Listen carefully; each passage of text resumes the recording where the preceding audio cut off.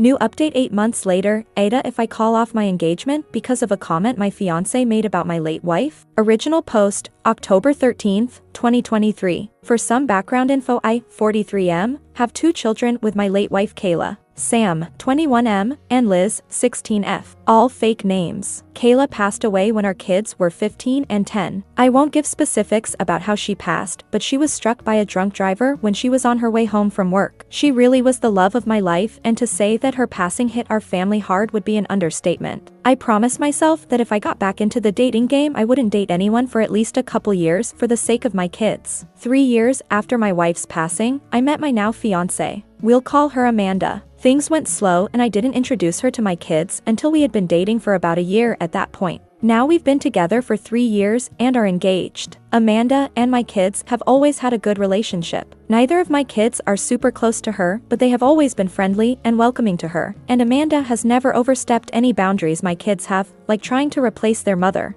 At the beginning of Amanda and I's relationship, she was a bit insecure of the fact that I was a widower. During the first few months of us dating, she would constantly ask things like, if Kayla had never passed, would I still be with her right now? I always kept my answers brief, and told her that I didn't like thinking about the what-ifs, and that she was the one I was dating now, and that was what mattered. Eventually she stopped making these comments, and I stopped worrying about it. Now to the issue. My parents were hosting a family dinner to celebrate my fiance and I's engagement. It was my mom and dad, my late wife's sister and her husband, Sam and Liz, and me and Amanda. Dinner was going well, we were all making small talk with each other and talked about wedding plans. About halfway into dinner my mom made a comment about how she was so happy I was able to find the spark I had with Kayla and someone else. I don't think anybody really paid much attention to the comment, but then Amanda laughed and said, I'm happy she died. Otherwise I would have never gotten him to myself. The tone of the dinner immediately shifted and everyone got extremely tense, especially my kids.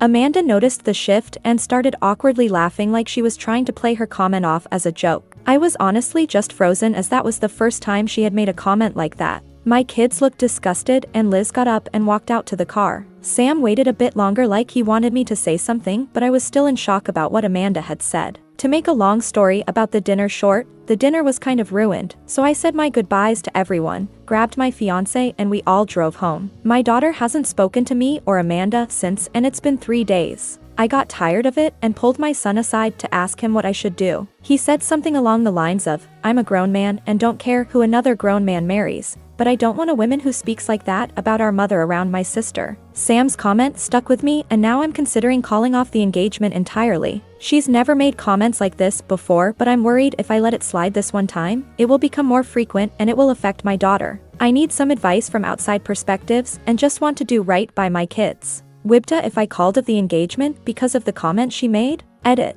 Wow, I didn't expect to get this much advice so shortly after posting this. Nonetheless, thank all of you for the advice and even the people calling me a bad father. I think your guys' words are what I needed to pull my head out my ass. I will try to talk to my kids alone tonight before speaking with my fiance and we'll see where it goes from here. I'm pretty sure my fiance and I are over though. I'll update late tonight or tomorrow on how the talks with everyone goes. Thank all of you again for setting my head straight. Edit number 2. I tried posting my update on here, but this post wouldn't allow it. I've made a separate post for the update for those interested. Update post, October 14th, 2023, next day. This is an update post for those who have read my initial post asking for advice. Update. I promised I would update everyone after I had talked to my kids, so here is the update. It's kind of long, so I hope that doesn't go against the rules of this community. I'm also gonna use this update as a way to clarify some of the questions people were asking in the comments. Did my fiance apologize to anyone at the dinner party? No, she didn't. I honestly don't think it even registered or has registered to her that what she said was wrong. Does fiance have social anxiety? Not to my knowledge, no. In all the time I've known her, she's never shown any signs of social anxiety and doesn't have a history of it. How old was my late wife? She was 37 when she passed and we were the same age. Amanda is 41. A lot of people were asking for clarification on the time frame of her passing and when my fiance and I met. At this point in time, Kayla has been gone for about 6 years and I met Amanda roughly 3 years after Kayla's passing. I didn't mention either of their ages as I didn't believe it was important because we're so close in age, but I understand why a lot of you guys would want to know. Now that I've clarified the things I was most asked about in the comments, we can get into the update. While I'm writing this update, it's the day after I talked to my kids. So last night at around 5:30 my fiance left for work. She works nights most days of the week, so I was able to call my son and ask if he could come over so I can talk to him and his sister. He goes to our local college and lives in an apartment near his school. When he started college he wanted to move out, but also wanted to stay close to us, so he settled on an apartment a few blocks away from the college. He came over and I called him and his sister into the living room to talk with the both of them. When they were both seated, I told them point blank that I didn't think the wedding was happening anymore, and that the comment she made was unacceptable. I then, by the advice of the comments, apologized to them. I told them I was sorry for not saying anything for so long and letting the tension thicken in our home. I told my daughter that I understood why she hasn't spoken to me and that I was sorry for allowing her to think that I was even remotely okay with what she said. I felt pretty spineless after we had gotten back from dinner that night, so I wanted to do everything in my power to make it right with my kids during the conversation. My daughter told me that she felt disgusted at the comment Amanda made, and even more so when I didn't defend her mother. She then told me that the past 2 years that she's known Amanda, she felt like she's been gradually trying to push her and Sam away from me. One of the examples Liz gave was when my son moved out. He moved out when he was about to start his sophomore year of college, and when he mentioned the idea of moving out, Amanda was the one who took that and ran with it. According to Liz, Amanda was the one encouraging Sam the most to move out. To be clear, I was never against Sam moving out, but I was clear to him he was welcome to live at home for his college years, and even after until he found where he wanted to be.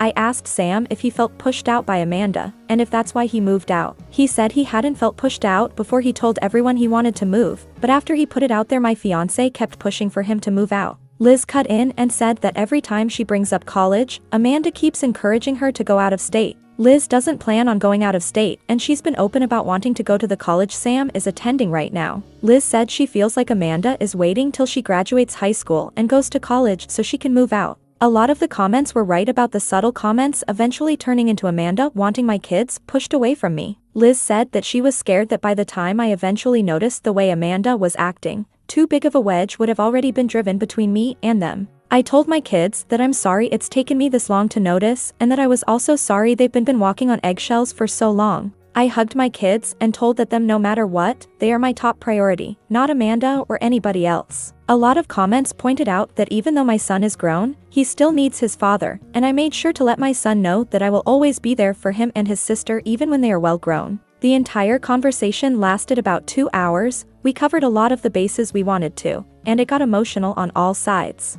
In short, Amanda and I are done. I've made it a point to tell my kids that none of this situation is their fault, and that Amanda is the grown woman who said what she said. My kids and I are okay right now, but they aren't 100% with me and probably won't be for a while. I'm completely fine with that and just want my kids comfortable in their own home. Amanda has tomorrow off from work, so I plan on talking to her tomorrow. I also plan on calling my mother to ask her why she thought it was okay to even bring up Kayla at the dinner. I don't want my daughter here when it all goes down, so she's staying tonight and tomorrow night with Sam. So that's where I'm at right now. Not super happy about the outcome of me and Amanda, but would rather have my kids happy and healthy than have a wife. Again, thank you everyone for the advice and the harsh words. I'll update after I call it off with Amanda. Thank you everyone. Edit. I posted the new update you guys have been waiting for. It's been a long day, but I still want to keep everyone posted on the situation as you guys have been incredible in helping me through my situation, so it only feels fair to give you guys the update you've been waiting for. Update post 2, October 15th, 2023, 2 days from OG post. Okay, everyone, here's the update you guys were waiting for.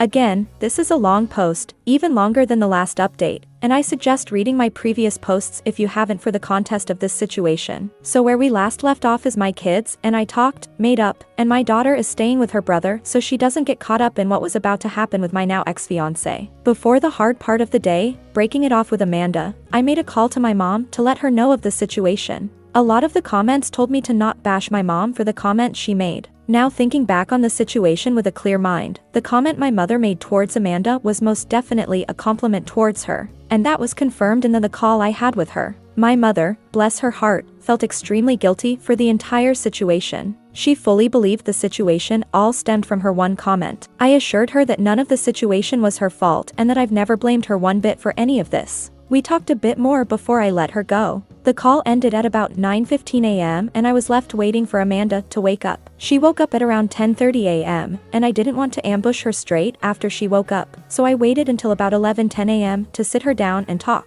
A lot of people in the comments suggested to secretly video the whole thing. I thought that was extremely smart, so I had my phone set to record in my back pocket the entire time. I didn't think she'd try to do anything drastic, but I would rather be safe than sorry. The talk with her went about as well as anyone could imagine, so not at all. I told her I needed to talk with her, that it was serious, and we sat in the living room. When we were seated, I began unloading at her about the comment she made about Kayla at my parents' house, how it made my kids feel, how it made me feel, her lack of an apology of any sort of acknowledgement to what she said, and so on. I told her I expect her to give an apology to my parents, my in-laws, and most importantly, my kids. During the entire time of me unloading on her, she didn't seem to show any bit of emotion other than her eyes, which were slightly wider than normal. After I spoke my truth, she straight up asked, "So if I apologize to everyone, we'll go back to normal?" I told her point blank, no. I told her that the comment she made at dinner was not the extent of my problems with her. I then told her that I know she heavily pressured Sam to move out when he wasn't even sure if he wanted to at that point in time, and that I also know she is now trying to do the same with Liz. I did my absolute best to leave my kids out of the situation, but told Amanda that the way my kids described her treatment towards them was the main reason I don't see a future with her anymore. Amanda was stone-faced up until I told her we were done. I think that's when the panic set in for her. She kept saying that she'll apologize to everyone, that she'll make it right with my kids, etc. I told her that if she apologizes, I will certainly appreciate it, but we were still done either way. She was full on crying at this point and asked me, why wasn't I willing to try and fix our relationship? And I told her that even though I loved her, and I will be honest, I still love her very much, I was not willing to take another chance of my kids being hurt against the way they were. I was frustrated and shot back at her asking her why she was trying to push my kids out of their own home, and I got back an answer I was not at all expecting. I was completely shocked at her response, but a lot of you guys won't be. A lot of commenters actually hit the nail right on the head with what Amanda was truly like. Amanda responded with, "Well, I didn't know you expected me to house somebody else's kids for the rest of my life." I immediately saw red, and after about a minute, I told her get out. I told her that my kids can go wherever they damn please, especially in the house that I own and pay for. She tried to retaliate, but in the end ended up pack a few bags and going to stay with one of her friends. I emailed a copy of the phone recording to myself. The talk only lasted about 25 minutes, not nearly as long as the talk I had with my kids, so if anything ends up coming of the conversation, I have all I'd need to keep my name clear. I've texted my kids that Amanda is out of the house for good, that they are welcome to come home anytime, and let my son know that if he wants to, he is more than welcome to move back in completely. My daughter is coming back from her brother's place in the afternoon, and I still have phone calls to make to my parents and in-laws to apologize for this mess of a situation. Amanda is out of my house, but keeps blowing up my phone for us to try to work things out. I'll let her come by in the next few days so she can collect the rest of her stuff out of my house, but she is not welcome to live here again. I'll be honest and say that I am a bit devastated. Despite everything Amanda did, I still love her, and I probably won't stop loving her for a minute, but I'll be okay. Right now I just want to focus on the family that needs me, and will use this situation as an excuse to bond more with my kids. Another big thank you to everyone who helped me in the comments. A lot of the advice you guys gave played a part in making things right with my family. I will update if anything else big or important happens, but as of now I'm taking it one step at a time and making it right with my family. New update post, June 26th, 2024, 8 months later. Wow, I can't believe it's been almost a year since everything went down and my posts still have so much traction. I want to give a huge thank you to everyone who's been engaged in my story, and an even bigger thank you to those who shared their own stories and advice when I was between a rock and a hard place. Everything that happened honestly feels like a lifetime ago, which has reminded me that I'm getting older as I'm now 44, haha. Liz turned 17 a few months ago and Sam is about to be 22. Life has honestly been pretty peaceful since I broke things off with Amanda. I will give a quick recap to my last update from almost a year ago when I had the conversation with Amanda. She had stayed at her friend's place for about a week, and I took that time to take the advice of many comments, and I packed up her stuff like clothes and other small items for her. She had a couple of bigger things like chairs and other decor, so I made sure those were the only things she was allowed to come in the house for. I got the locks changed per advice as well. I will say that a lot of you commenters thought of things that didn't even cross my mind, like the locks, and I'm thankful you guys are a bit more cognitive than me. Everything after that was pretty smooth and amicable, which did surprise me. She came by and picked up her things and gave me back the ring, which I didn't want back, but she gave it to me anyways, and we didn't talk much. It was calm, but that didn't last because a few weeks later, she was harassing my socials for another chance. I was pretty exhausted by her at that point, so I just blocked her and had my kids block her as well. A lot of commenters pointed out in my second update that I didn't love her. I loved who I thought she was. And that was spot on, and it had helped the process of me moving on go much more quickly. It's been radio silence from her end since me and my kids blocked her, and since it's been almost a year, I'm pretty confident it will stay that way. This whole situation has made me realize that I'm perfectly fine and okay with being single for the rest of my life. Maybe people will see that as sad, but I find it more as an acceptance thing. Ending things with Amanda made me realize that I didn't feel that same love with her I felt with Kayla and probably never will with anyone else. That's not fair to me or the person I could potentially date, and I'm content with the family I have around me. This situation has almost given me a whole new appreciation for my kids. They showed more maturity and understanding than I ever did at their age, and it's made me love them even more, which I didn't think was possible. Sam still has his apartment. I offered for him to move back in, but he declined, as he really enjoys having his own bachelor pad, which I understand as I was his age once too. He has a part-time he really enjoys that he's been working since his second semester this year, and I think he met a girl. Not sure, but I know my kid and I'm catching a vibe from him. Liz is amazing as always, and she enjoying summer before her senior year. She's made honor roll every year of high school including this year, and I'm so damn proud. Both of my kids are such hardworking and genuinely good people that it's hard not to toot my own horn when I think about it. Sorry for rambling in this post about them. I love them more than anything and find myself word vomiting about them when I speak about them. I'm sure other dads can relate. Another huge thank you to everyone who's been following my story and gifting me all your amazing, and some not so amazing advice. And also know that I've read your own stories in the comments about you similar experiences. I'm sorry a lot of you guys didn't have the support system I've shown my kids, and I really appreciate each and every one of you taking the time to share your own personal stories. I wish I could give all of you giant dad hugs. That's about it for now. Of course I'll update if anything big happens. I don't think it will, as I think the dust is pretty much settled. Hopefully I don't jinx myself by saying that. Again, I appreciate all of you fine Redditors for following how my kids and I are doing, and I hope this is a satisfying update for you guys. I wish you guys all the best.